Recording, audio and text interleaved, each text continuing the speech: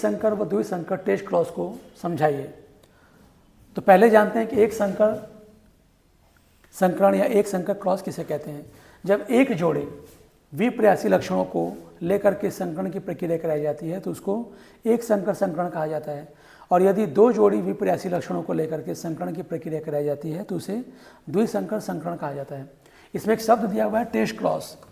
Test cross का मतलब होता है कि यदि किसी भी संतति के पौधे का यदि अप्रभावी लक्षण वाले से हम क्रॉस कराते हैं तो उसको टेस्ट क्रॉस कहा जाता है।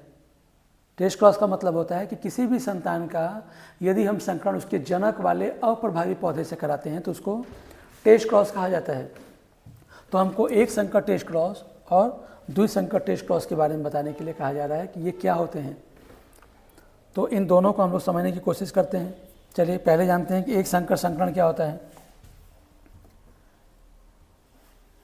जैसे एक संकर संकरण का मतलब होता है कि जैसे हम लंबे पौधे का बौने पौधे के साथ यदि हम संकरण कराते हैं, ठीक है, जैसे ये टी स्मॉल टी, ये हो गए जनक,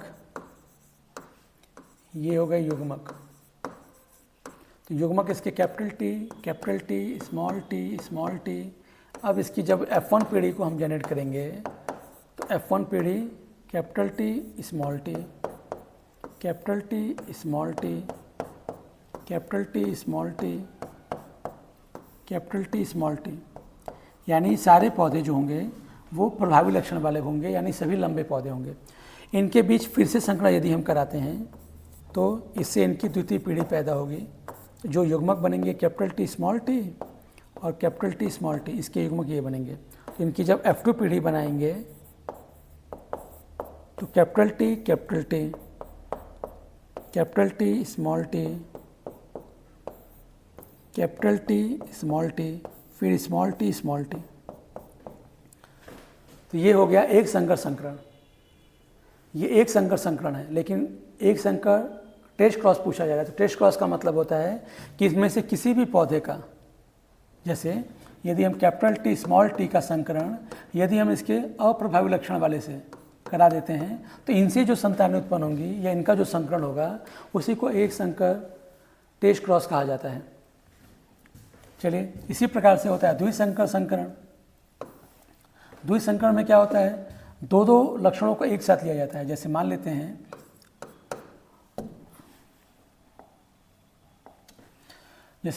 मटर के पौधे में एक गोल और पीला लक्षण है, कैपिटल आर, कैपिटल वाई, और इसका संकरण यदि हम झुर्रीदार और हरे से कराते हैं, झुर्रीदार और हरे से अगर हम कराते हैं, इसका स्मॉल आर, स्मॉल वाई होता है। तो इसके जो युग्मक बनेंगे ये जनक हैं,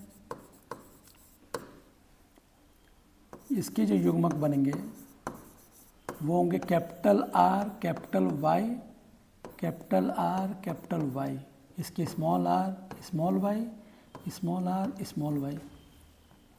F1 पीढ़ी के पौधों में क्या होगा, तो F1 पीढ़ी में ये दोनों मिलेंगे तो capital R, capital Y, small Y.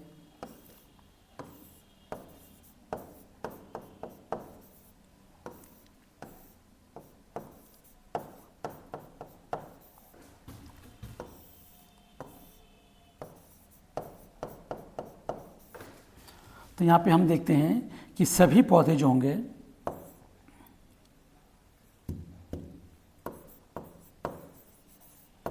सभी पौधे गोल और पीले होंगे, क्योंकि गोल और पीला जो है ये हमारा प्रभावी लक्षण है। तो सभी पौधे गोल और पीले वाले होंगे। तो ये जो है हमारा एक द्विसंकर संकरण की कैटेगरी में आएगा।